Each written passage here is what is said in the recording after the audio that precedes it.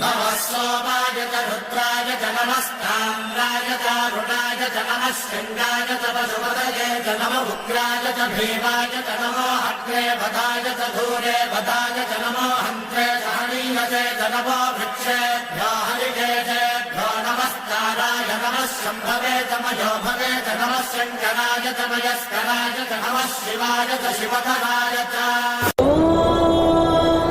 भैरवरुद्राय महारुद्राय कालरुद्राय कल्पान्तरुद्राय वीररुद्राय रुद्ररुद्राय घोररुद्राय अघोररुद्राय मार्ताण्डरुद्राय अण्डरुद्राय ब्रह्माण्डरुद्राय चण्डरुद्राय प्रचण्डरुद्राय दण्डरुद्राय सूररुद्राय वीररुद्राय भवरुद्राय भीमरुद्राय अतलरुद्राय वितलरुद्राय